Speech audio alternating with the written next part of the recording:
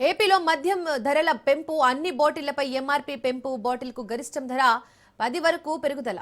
retailer margin 1% పెంచారు margin పెంపు కారణంగా ధరల సవరణ బార్లు రిటైల్ షాపుల్లో ఒకే ధర విధానం ఉండనుంది ఒకే మద్యం ఒకే ఇన్వాయిస్ ధర అమలు